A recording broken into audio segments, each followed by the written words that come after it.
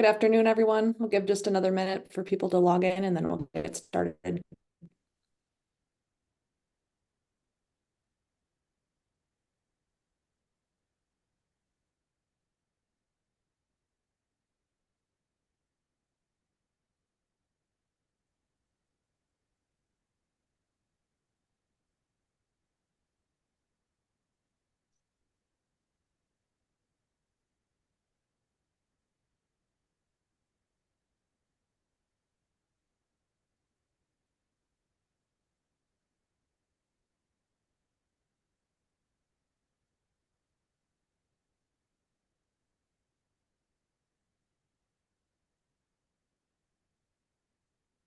All right, we're going to go ahead and jump in and get started with our webinar today. Thank you for taking some time to spend with us. I'm Amanda Hackett. I'm on the CWR Board of Directors and I'm co-chair of the Education Committee. Just a few housekeeping items. This webinar is in webinar format on Zoom, so you'll see the speaker. It won't be a grid of faces like you might be used to in normal Zoom calls. Please use the Q&A and chat features to ask questions. We'll be monitoring that throughout, and there'll be time at the end for questions. If we get to the end of our hour together and you still have some unanswered questions, our presenter, Carole, is very happy to talk with you about your personal situations with publishing and very happy to be a resource for you. And there will be a survey and some additional resources that go out after the webinar. It's also being recorded and that'll be sent out after the webinar.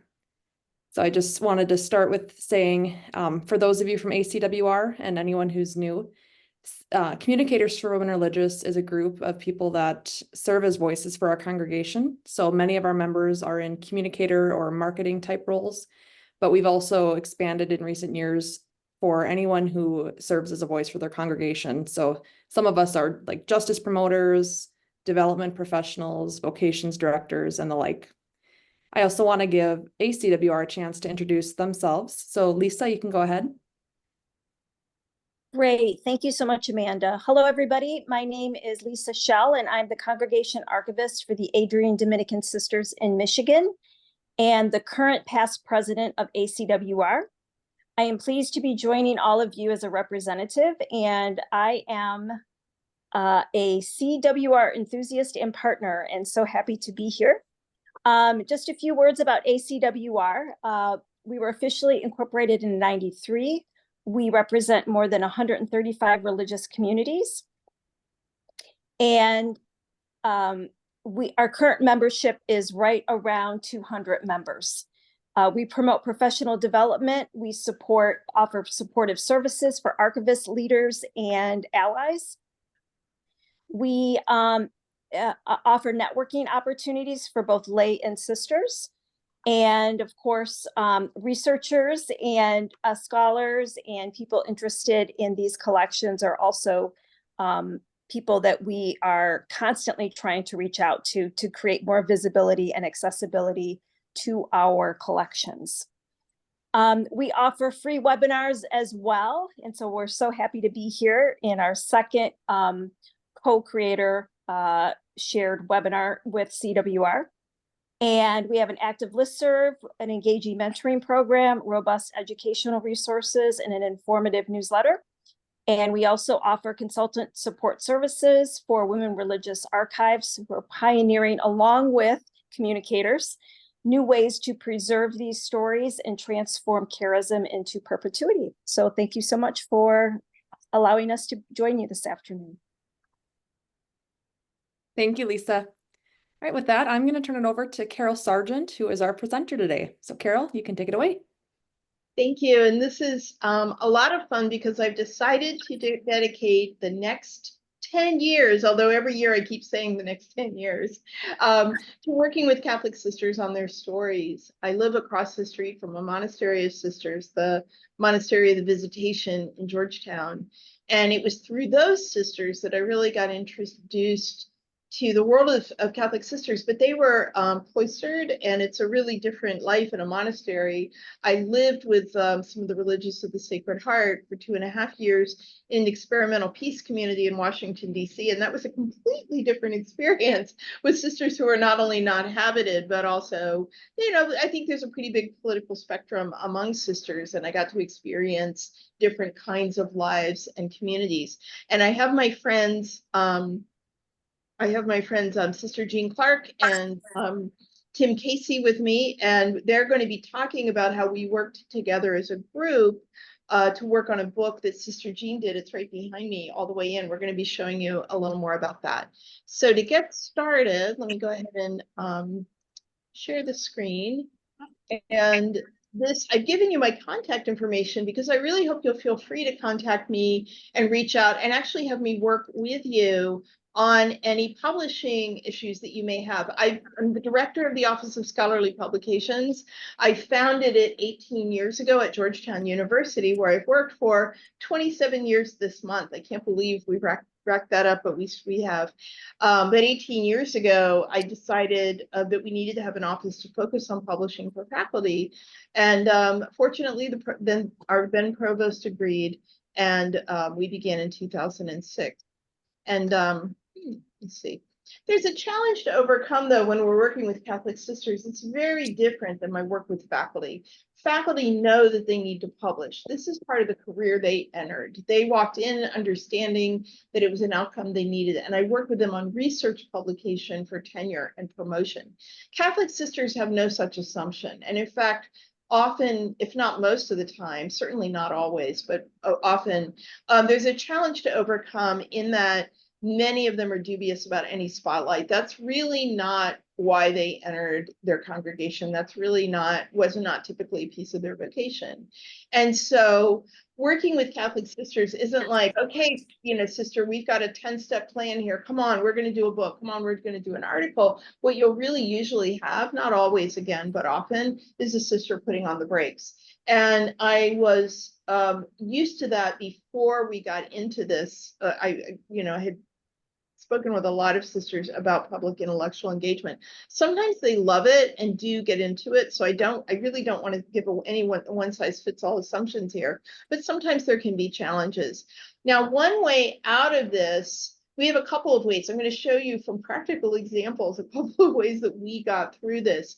But one of them is how Sister Jeanne did it for herself, what she thought of when we started working together. When we met in 2017, I want to say, when she came to Washington, D.C. for a Thomas Berry conference.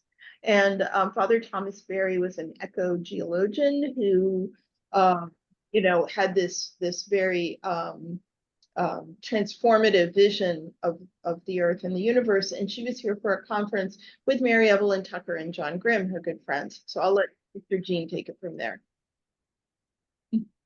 Yeah, well, I never intended to write a book. Matter of fact, I've never thought of myself as a writer. Though when I look back, I was writing a lot of poetry, and I did a lot of journal writing, naturally. And so I did have these things on little scraps of paper all around in different files. But when I met Carole Sargent, I would first say there would be no book without her. I really believe that. But it was not that we planned it together. It happened in the course of our lives. It was our experience. We met each other at Georgetown in that conference. And because I just saw a little picture on a bookshelf of Anne Montgomery, who I knew, I said, "Oh, you know Anne Montgomery." And then I just started telling a story about Anne and myself. She was resisting the Trident submarine in Connecticut, and I had resisted the Trident submarine in Washington State at Ground Zero Center for Nonviolent Action. It's just a picture of her. And so Carole asked me the next morning if I would be comfortable if she recorded that story, a story that I had told that night, and she did. And that was the beginning of the book. Little did we know that that was going to be the book. Yeah. But that was, it happened in a process, which I think didn't interfere with the process. But if we're just open to our experience and our relationships with each other, something emerges. So that's how this book did. And I noticed, Lisa, that you're from the Adrian Dominicans. I'm an Amityville Dominican, a Dominican sister from Amityville, New York.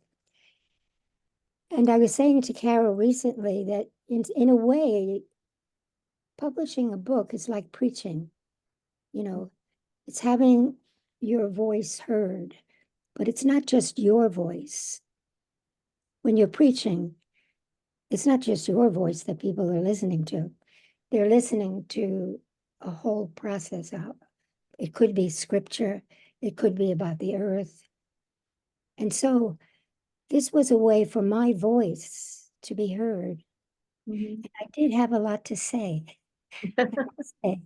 because my story contained so much experience. Yeah. So as we met in the beginning, Carole and I just met I think it was almost every week, as I remember it. I don't know.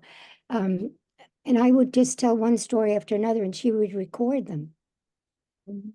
But then I began to learn about her life and what she was visioning for herself and her house and her community. She was too about creating a community, and based in prayer and academic writing or reflection. And so we began to relate to each other. And this book then came out of not just my thoughts and my story, but it included Carole's vision. Not that I wrote about that, but it did influence that. And then later, Tim joined the group, and I began to learn all about his life, a great person of meditation. And he even got married during our time talking. And so what I'm trying to say is this book emerged out of relationship, which is how everything happens in the universe. You see, a very big part of my book, it is the story of, my activism, my anti-nuclear work. There are stories in there about my time in jail. And many stories about the organic farm that I founded and the children that I worked with there. And so the book is filled with wonderful stories. But it's also, it's incomplete process of the universe story. And that's what I'm asking people in the book when they read it.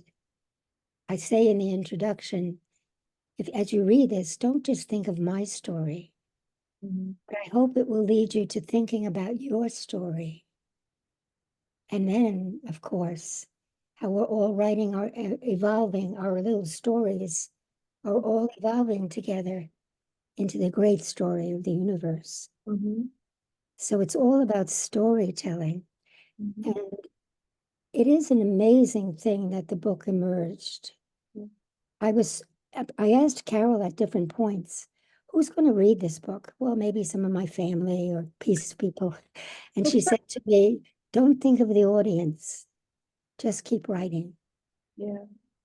It has been amazing to me how that book has been received. First of all, that it got published by Orbis, which for me was like a miracle, and it happened again, in relationship.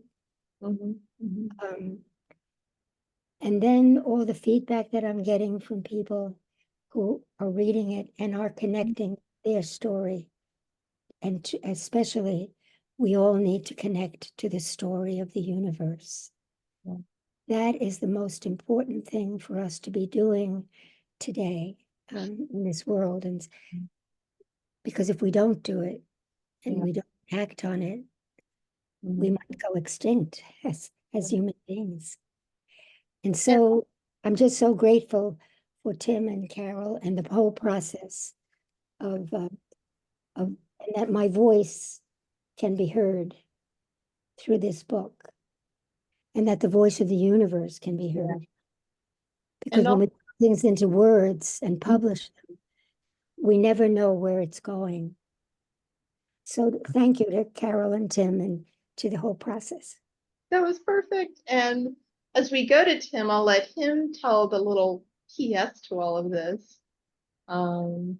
Yeah, so I get the great honor of sharing some good news we heard last week, and that is that Jeanne's book received a gold medal award, a Nautilus Book Award, on the topic of spiritual memoir. Mhm.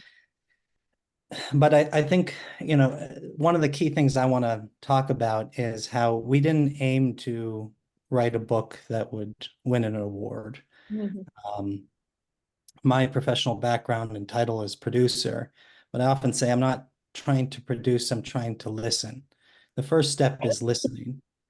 And so the way this started was, as Jeanne mentioned, Carole and Jeanne were meeting on a weekly basis.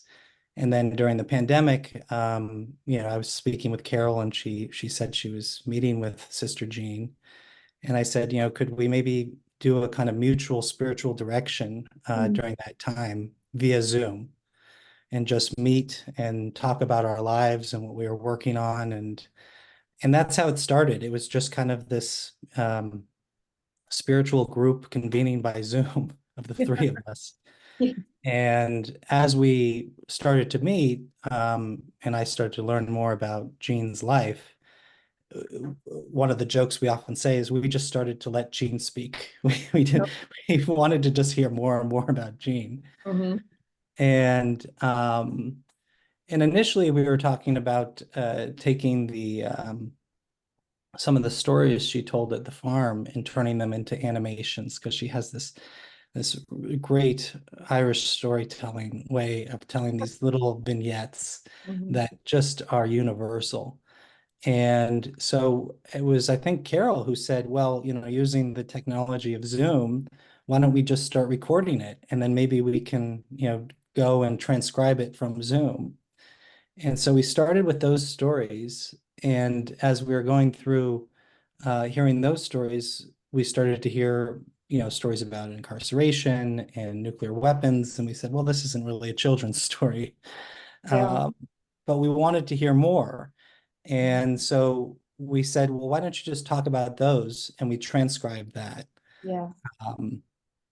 And then from that transcription, Jeanne then went back and wrote, and then she would write a chapter, and then we would do another conversation, and then the transcription would turn into another chapter. And that's how the process worked. It was very, to use an appropriate term, organic. Yeah. And and so we just started to compile these chapters. And I think if we go If you ahead. look at this, look how small the book is. I'm going to show you a slide later where I really encourage us all, myself included, to write as short as we possibly can. Jeanne was worried that the book was too short, and it also contains her poems, by the way, some of her poems. She worried that the book was too short, and Robert Ellsberg, the publisher, said, oh no, we love short, right? And I'm going to bring in some other folks who also say how much they love short. Did you have another thought, Tim, before we go on? I need to go for time, but I want to make sure you've said everything you want to say. No, that's pretty much it. Just that, why don't you show the Yeah. Maybe proposal? I would just say one more thing about Carole. Yeah. Because I would never have thought about publishing. I had no idea how to go about publishing. And because of Carole's expertise and knowledge about publishing, she helped it to the publishing part. And so that was a very, very important piece. Yeah, but I didn't see it coming either. And that's what's so fun about this. And I think it can give the people listening a lot of comfort that you really don't have to have the end in mind. you can start to gather ideas. I say it's like bread dough, you know. We did, though, have a book promotion plan that was part of her book proposal. I'm going to show you another book proposal later when I show you one from Sister Christine Schenck. She agreed to let me share a book proposal that I did with her. But notice that we put in here for the media piece, or who's going to talk about this book, relationships she had, the Boy Scouts of America, the Northeast Organic Farming Association of New York, the Yale Forum on Religion and Ecology. She was once in Global Sisters Report. We'll talk about them later. The Long Island Press. So you can start thinking about relationships that you have around the sisters that you work with, or some of the people in this audience may be sisters, but I think the majority are probably people who work for congregations, and start thinking about the relationships you already have with groups and organizations. I'm going to share the screen again now and go back to the slides for a minute, because what we want to do is show you the next one. One way out of this problem of sisters not wanting to have all the focus on themselves is to focus on a group. And this is what happened with Megan Rice. Tim and I went together to meet Sister Megan Rice when I lived with the RCJ. She was our neighbor. I didn't know who she was. And now I sort of laugh because everybody around me knew who she was, but I didn't, right? And we found out, I wanted to look up more about her. I thought she was a very interesting person as an anti-nuclear activist. And I found out this book on the left was happening about her. The book was, Liturgical Press was publishing it in their People of God series. And it said, Megan Rice, Witness to Peace. So I said, oh, Megan, I found your book. And she said, what book? And she didn't know about it. But the guy here, Dennis Codet, he was a big guy at National Catholic Reporter, fabulous person. I contacted him to find out where the book was because we couldn't get it. My library couldn't get it at Georgetown. And he said, oh, you know, I was working on that, but he had actually decided to step back. He had discerned that it wasn't something he wanted to do right then. And he agreed that Megan and he was going to recommend to the publisher that Megan and I take it over. Well, the big change that Megan wanted to make is she wanted Gregory Burgee Obed and Michael Wally, they all entered a nuclear facility together in 2012, July of 2012, and committed what is considered the largest breach in US nuclear security history when they prayed at a nuke, right? Now, they were originally convicted of sabotage and did prison time for a couple of years, but a Supreme Court shortlister overruled the Supreme Court shortlister who sent them to jail. And he said, no, you cannot commit sabotage with a loaf of bread and flowers. It is not possible to stop the national defense that way, and freed them all suddenly. And they came out to a lot of media attention. But here's what Megan and I worked on together that you may run into with the sisters you work with is stereotypes. We ran into the media, the news, writing about this stereotype of a cute nun who broke into a nuke. And, you know, I think Sister Jeanne's had some of this probably too from time to time, that, you know, you can be very serious about your interest in nuclear disarmament or your interest in the environment, and they can come along and say, oh, isn't she adorable? And it's very frustrating. We won't, I was going to tell a story about meeting with an editor from Liturgical Press, but in the interest of time, I'll go ahead and move on. Here's what we found in the coverage. They always were saying octogenarian, senior citizen. It wasn't so much an A team as an AARP team, one news group said. And actually, I laughed. I mean, it was kind of a funny line, but come on, guys. It's not about the age of the activist. That doesn't make it cute, right? It was still a very serious committed witness against nuclear weapons. And so to push back against this objectifying treatment, I was asked when Megan passed away, just before the book came out, she had seen it, she approved it all, but just before it came out, she slipped away from us. I was heartbroken. She was 92. I wanted to push back on this. And so this was a piece I did for Politico. And this is a very different take. And I feel like, I don't want to say I channeled her. There were people closer to Megan than me, but I feel like I could hear her saying nuclear weapons are social injustice. And to hop out of this for just a minute, because I pulled up some of these to show you, and I'll show you the Politico piece right here. Let me see. In the wee hours of July 28th, 2012, Sister Megan Rice and two other protesters snipped a chain link fence at the Y-12 nuclear weapons production complex in Tennessee, walking past broken security cameras and into history. I wanted to have this, I almost felt like I came out punching. It was like, no, come on, you know, they were tough. And then we talk about how nuclear weapons are, in her words, a theft from the poor. And this appeared in a postscript series that they have of people who passed away that year. And if you and I end up if you and I end up brainstorming together on the ones that you're working on, some of it we'll work on is that very thing. How do we sort of gently but insistently push back against the idea that sisters are cute, or that the work that they do is this? I want to get it into your mind, and you may already know this. One of the neat things about Communicators for Women Religious and Archivists for Women Religious is you are all communicators, right? So I'm not going to assume you don't know these things, but for our general knowledge base, I'll bring in the idea that we try to pitch it before anybody writes it. That is not what happened with Sister Jeanne. So this is not a 100% thing. She had put together her manuscript, and then we attached it as a full manuscript with a proposal. But for the most part, it is great to pitch because it's tempting to just write and send it out, but sometimes you risk writing for nobody. So think about a balance, a spiritual balance between going ahead and working with sisters to tell the story and write it down, just like we did with Sister Jeanne. We were praying together, we were walking together, and she was writing, and then we were reading together. Tim and Jeanne and I would take turns reading aloud, so we made sure it sounded, you know. And then, but pitches help us learn what types of editors might be open to frame new voices. You can also use pitches to send them around to a number of editors and just find out who's interested.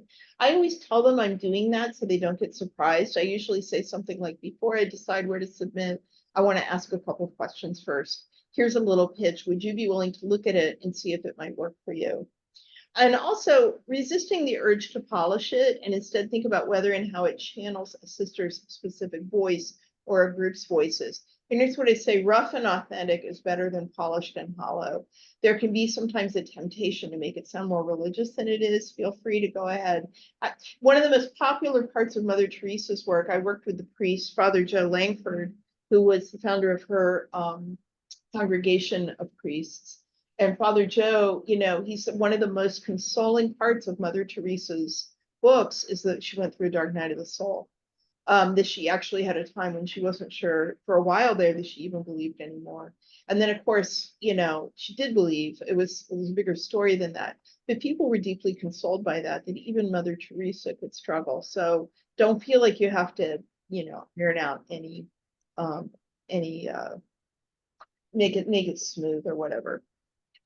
Books need a book proposal. I talk about a pitch for articles, but books need a whole proposal. And I'm going to show you a couple. I just showed you a piece of Sister Jeanne's, but I'm going to show you all of Chris Shank's so you can see. We have a cover sheet. I love a great photo about the book, about the author, comparison titles, media engagement, a table of contents, a chapter outline, and a sample chapter. And again, and I don't charge money for this, but because it's on my personal mission, if anybody wants to work with me on these, I will be happy to work with you on them. And this is Chris Shank, and I didn't know her actually when we first met. We were introduced by an editor at Sheet and Ward, Richard Brown, and he had been hired by Roman and Littlefield, which is a secular publisher, but it owned Sheet and Ward at the time. He had been hired to bring back the Sheet and Ward brand. And I don't know how many of you know Sheet and Ward, but in the 30s, 40s, 50s, and 60s, there was nothing bigger. It was this Catholic publishing house that was really responsible for what's called the Catholic intellectual revival in this country. And it led to people like one of their authors was Fulton Sheen, who used to be on TV in the 50s. And some could say that it even led to the normalization of Catholicism, so that by the time John Kennedy was running for office, he was able to actually, you know, he got plenty of pushback for being Catholic. Now with Joe Biden being Catholic, the second Catholic president, it's not such a big deal, but it was a big deal back when Kennedy ran. So anyway, Richard sends Chris Schenk to me, and he was thinking that I'd work with her to find a different publisher. He had actually passed on this book. He'd said, no, it's not going to work for us. Version 1 of her proposal, and I'll show it to you right here, was well written. Chris couldn't do anything but write well, but it was very basic. She had a working title, said who she was, but didn't say what that meant, right? So we didn't really understand what she had contributed in the Catholic Church. She had a description of her book and a statement of importance. All of this is correct. But what was happening was Chris kind of, and these weren't really mistakes, but it was just not seeing the forest for the trees. She was used to being surrounded by people through her role as a founder of Future Church, being surrounded by people who knew who she was and what the context was of her social justice commitments and her commitment to a more equitable and balanced church. And so this kind of she thought it went without saying. Well, for a guy like Richard, and Richard, I knew him when he was the head of Georgetown University Press, and he knows the church and publishing pretty well, but he didn't know this context. And she had also framed it as a life of Sister Kate Kunstler and the struggle for parish rights. Now, here's the makeover we gave it. If you like looking at makeovers in magazines, sometimes so do I. And this is the little makeover we gave it. Also, the word count was 130, and I told her it's going to be too long. We're going to try to get it down to 90. Sister Jeanne's book was 35,000 words, which is incredibly short. So if 35 to 50,000 words is short, and say 60 to 75 or 80,000 is medium, 90 to 120 is large, if you want to get a feel. We always do word counts. We don't do pages because word counts are consistent and pages aren't. So after this, here's what Chris and I cooked up together. We changed this just a little bit. We flipped Sister Kate Kunstler and we made it about the struggle for parish rights. Because Sister Kate Kunstler, I actually originally had a different title. I had the woman who won in Vatican court about, because she now parishioners could actually get a vote and decide in the future of their parishes. This was in the wake of a lot of parish closings.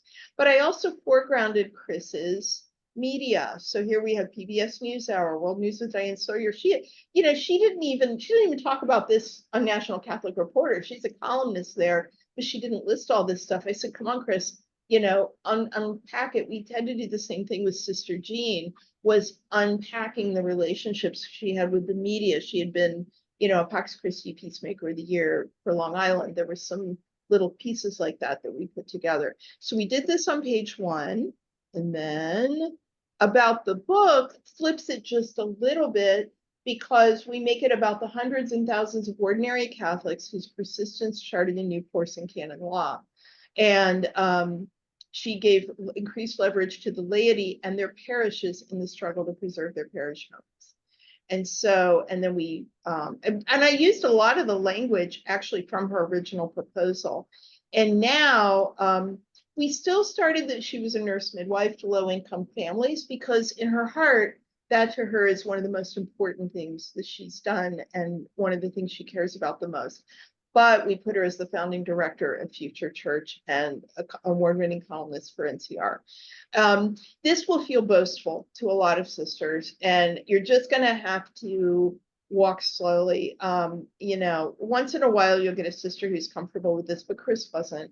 In fact, she was very prayerful about this because it felt a little forward to her.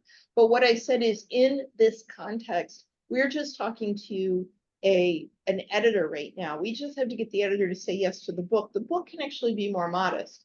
The book can be more thoughtful. The book can be more prayerful. But right now, we have to give him reasons why this book is going to work. And Robert Ellsberg said that too when we all talked to him. He said, thank you for putting a good media section in there. And I'll show you the media because these were after the comparison titles. I'll show you the media section, media and book promotion, because he said a lot of people say they're going to get media, but you guys actually wrote it down and showed us how it was going to work. We try to make commitments that we're going to reach out to certain publications. And she's given a lot of talks. So it's Sister Jeanne, we want to know that this person, either they're going to be comfortable doing this, or if they're not, go ahead and say that. But then, by all means, have a plan for how the book will get out there anyway. Not all books have to be pushed. In fact, some books are specifically successful because they're not pushed. We've had books from contemplatives that took off simply because they did what they did in the hearts of the readers, right? So I don't want you to think, I don't even want to be taken as someone who feels like we have to flack the church, you know, we really kind of don't, but she had those conversations going on and they made them forward. The punchline is, I showed it to Richard again. I was so grateful to him for introducing us. I showed it to him again and he goes, wait a minute, I didn't actually know some of this stuff. I want to publish this book. And the book is coming out in the fall and they've been working together very happily. Also, Sheet and Ward has been purchased. Bloomsbury bought it just this past week. So it now has a new owner. Bloomsbury already owned Sheet and Ward's London office. I think it's going to be a good owner for Sheet and Ward, but it also, Bloomsbury has a little more of an international footprint than Rowman and Littlefield did. I like Rowman, but Bloomsbury's bigger. And so I think this is going to be the right frame for her book. I put a note here about Flaherty and the human face. One of the things we did with the story about the parishes is we put a human face on it. Here's a book to think about reading.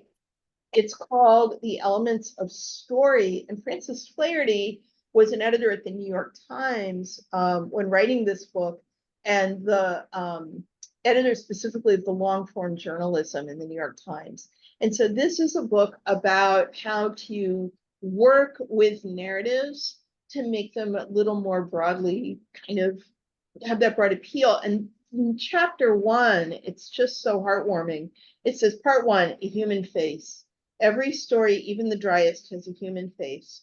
Draw it well and put it on display. For readers, it is a mirror and a magnet. You know, and so getting that sense that readers were more interested in how parishioners fought for their beloved parishes than they were really even necessarily about the sister who led that. One thing we did also is create a Wikipedia page. Now, they mentioned in the materials for this talk that I have a project going on Wikipedia.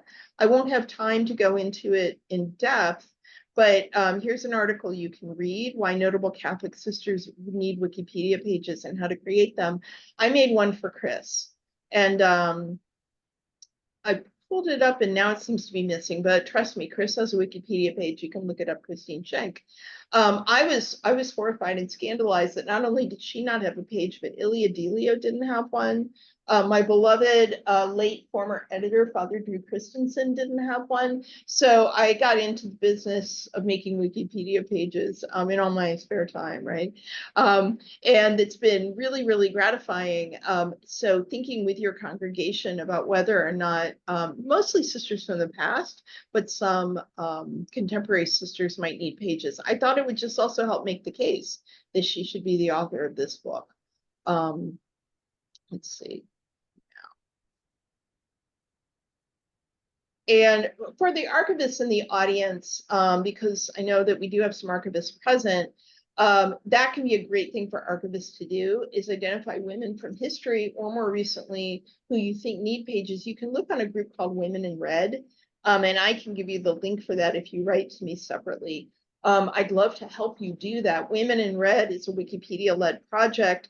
80% of the biographies on Wikipedia are of men and only 15% of the editors are women. So it's a attempt to straighten that out. And I'll work with you. Also, you can get great photos. The archivist can work with the congregation to agree that we can put a Creative Commons 4.0 license on it. That's what Wikipedia requires, and get these stories told. There's Richard at Sheet and Ward. Hi, Richard. Also, co-founder Maisie Ward. I'm writing an article about Maisie Ward right now. I just love the Sheet and Ward story. But she was a third order Dominican, and it was a husband and wife team who were the original founders of Sheet and Ward.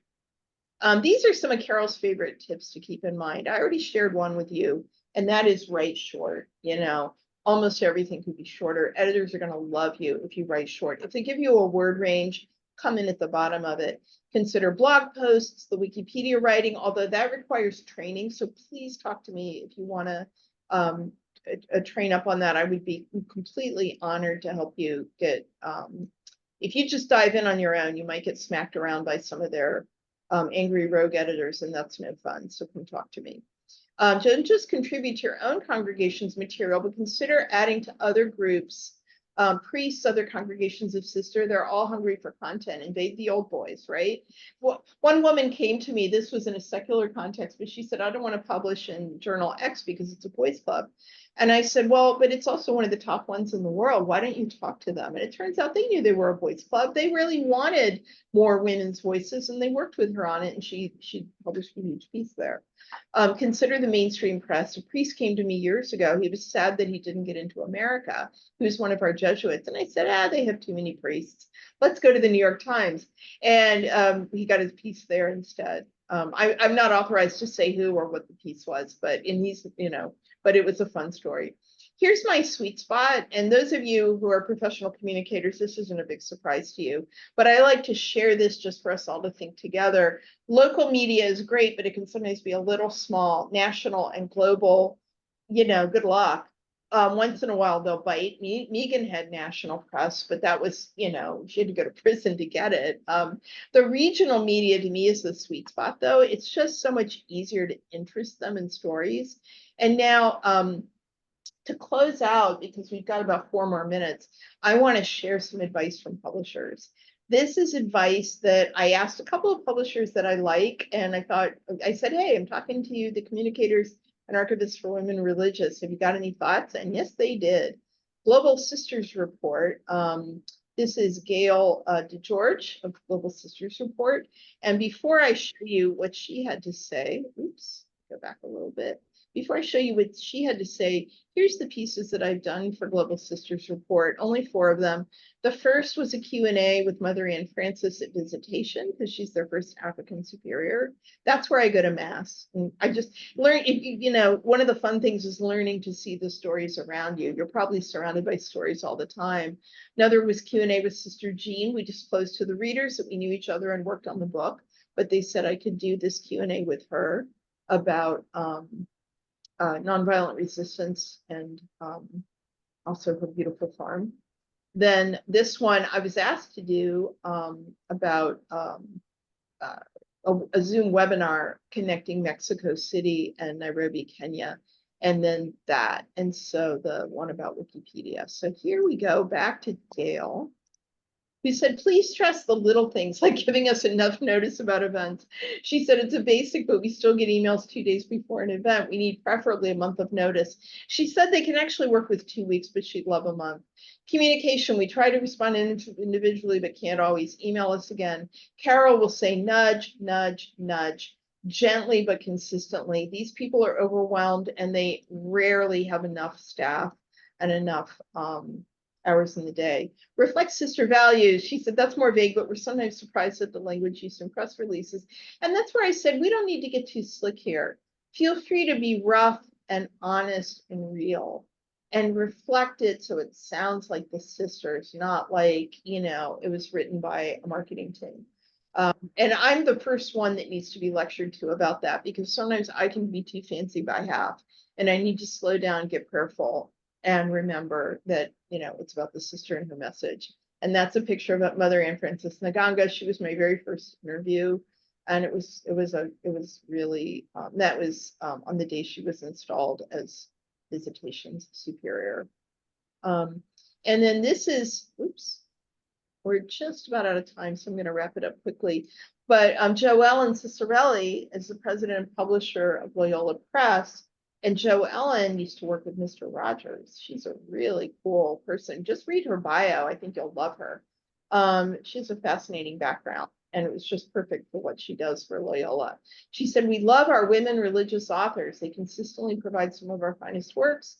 Our readers enjoy daily or weekly devotionals tied to a theme with brief reflections, scripture or prayer followed by reflection questions. Those submissions always get a careful look. Never title your work until the end. I don't know, but I agree with her. You need to hold it as a working title, and don't get too attached to a title or cover idea. They actually consider that part of marketing, and they'll think with you on it. We went through a lot with the cover for Sister Jeanne's book.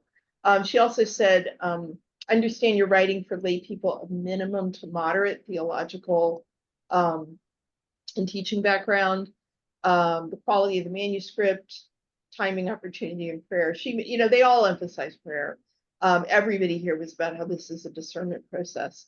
And she said, begin with an audience and purpose in mind. And I'd say really with Sister Jeanne, we kind of did it the other way, but I think these two visions can meet in the middle.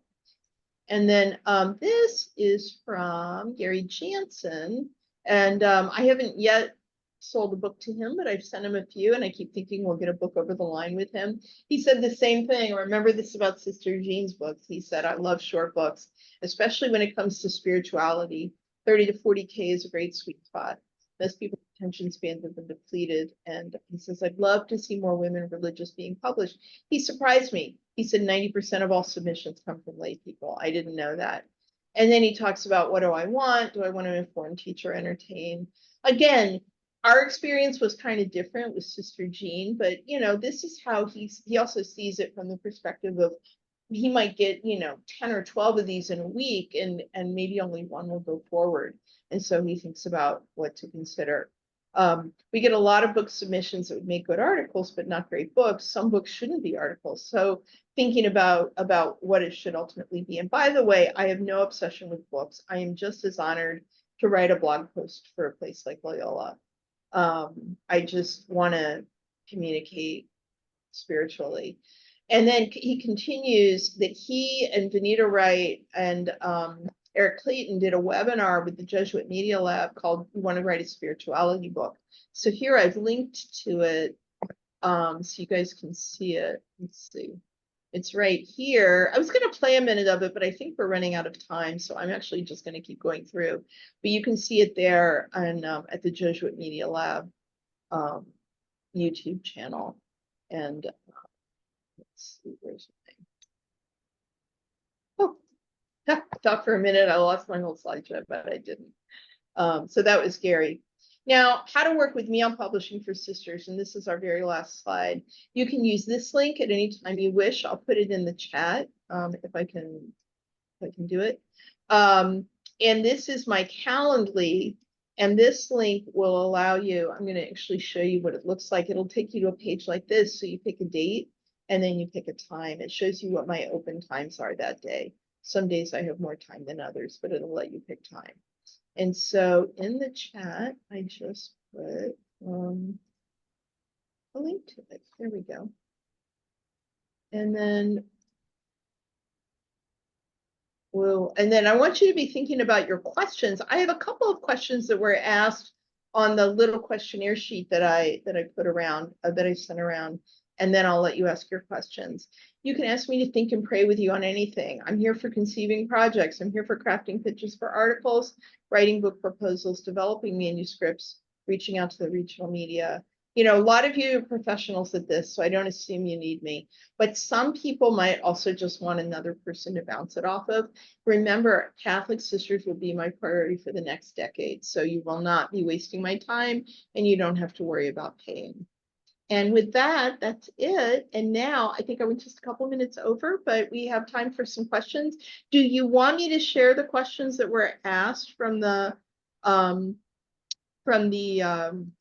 questionnaire? There were two people who spoke or who asked questions, or do we have some already queued up in the Q&A? We do have one in the Q&A, so why don't we answer that, and then we can move into the other questions if no more pop up. So Dusty asked, the most recent book that was published by our congregation was self-published. Thoughts on doing that? Do you recommend getting ISBNs for self-published books that are primarily for an internal audience? Well, I'm kind of torn on that because I worked with the RSCJ on a book and they also chose to self-publish it, and it was fine. They did have an ISBN number for it, though. I believe they went ahead and put it in the big pipeline. All publishing started out as self-publishing, so I have no bias against it. Used to be in the 1800s or 1700s, that's what you had to do. You hired the printer, you paid them, you found the money, you sold the books. Yeah, there were booksellers, but it was a very different world. So I have no bias against it. That said, I almost never recommend it because I have yet to see the self-published book that took off. And we can talk about alternatives to self-publishing. And what we could also think about with that book is if you want to do, if you want to have a meeting with me, we could talk about trying to also consider reframing it and trying again to find a publisher. Self-publishing does not usually cut off that a publisher could step in later, especially if the book is maybe, just like we did with Crescent, framed a little differently, right? She had the great material. She had to live the life, right? I didn't do any of that. It was just a matter of emphasis and where we put the thing. So I'd love to see the book and think with you. I wish I could say that people, now there is a press called Whitford, and I think they have a fabulous niche, because those were two editors who, Whitford are both, they came from Catholic publishing world, and they realized that a lot of books were being turned down because of financial problems. And they said, we want to use print on demand technology and be able to put books into print because we like them. They said they still need to be quality books, but we won't make a decision based on money. And all of these other presses, Orbis, Loyola, Paulist, you name it, Ave Maria, they have to make decisions based on money for the most part. You know, they got to keep the lights on and they have to keep people employed. Whitford moves a little more lightly. So we can also talk about approaching them. And any other questions from the Q&A? Otherwise, I'll go to the, let's see, copyright goes to the sister who wrote it. Oh yeah, always keep your copyrights. And if please come to me for contract negotiation. I'd love to negotiate contracts, not scared of them at all. Keep your copyrights for books. I even try to keep them for articles, and I'm doing some blog writing now for a publisher, and I want to make sure that I'm keeping my copyright there.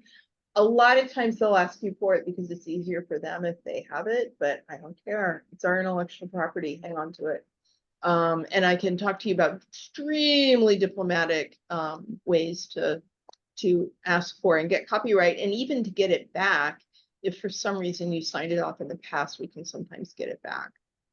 Now, the questions that I was asked in the forums, one person said, I'm finishing a book on, I won't name it exactly, I'll just say a spiritual topic, and I'm beginning to look for publishers. In the book, I critique the patriarchal church of the past, but also point out good things that were happening in the same period. I'm a bit hesitant to look to Catholic publishing houses because of the fear that they would hesitate and not want to offend church officials. What is your advice? That's where the book proposal becomes so fantastic. You create a proposal and you share it around before you decide where to publish, and you get some feedback. Now, if we had been turned down by Orbis, hallelujah, we weren't, but I don't expect anything. We could have gone to others, and I like to try to have these preliminary conversations before we move it forward to a big submission.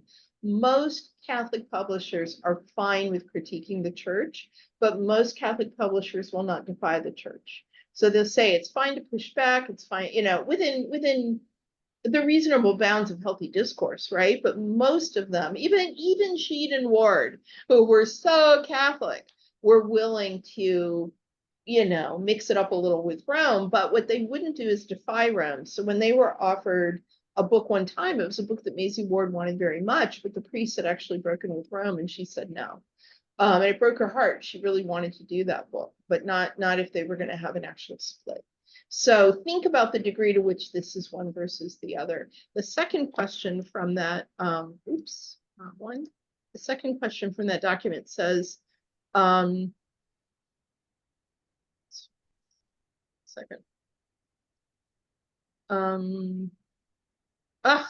it's going to load its response because why? Because we're zooming. And maybe it was number 2. Oh, here we go. Somebody had a book about sisters who visited someone in jail, women in jail, and had written to them. And could these letters now become a book? Absolutely.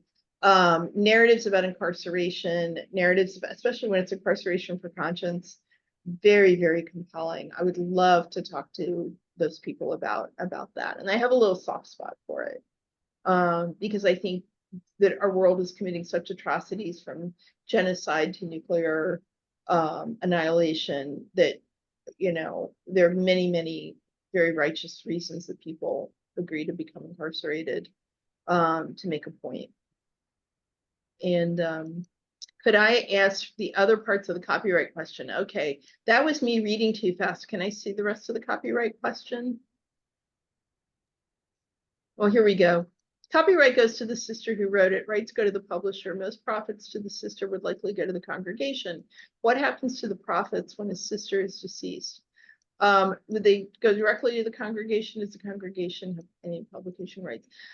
To my knowledge, and maybe I'll go back to Sister Jeanne on this, because to my knowledge, the congregation, some of them are even copyright by the congregation. It depends on the sister.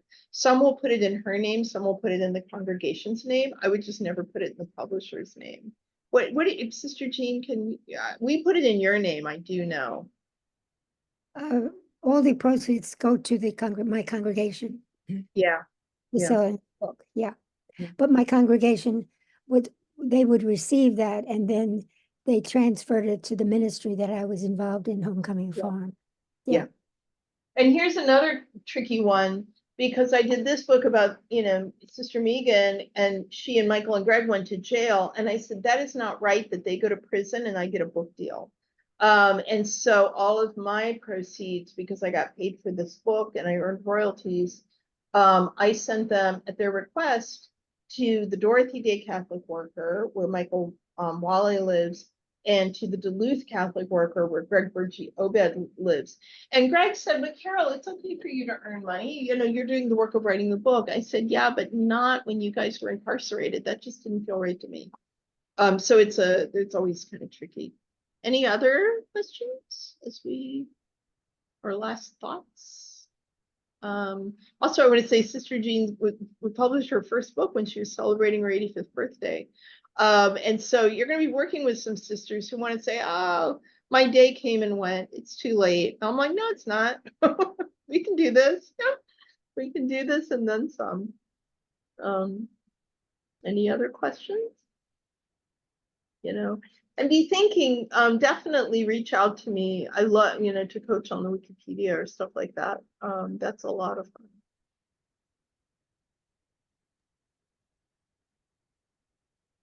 All right, so I'm not seeing any more come in, so I think this seems like a good natural closing point to close up. I want to say thank you to Carole, Tim, and Sister Jeanne. This was very informative and wonderful. And again, to all the attendees, thank you for joining us today. The recording and resources in a survey will be emailed out after the webinar. And as Carole has said, you can always reach out to her with questions, situations, anything when it relates to publishing and Catholic Sisters.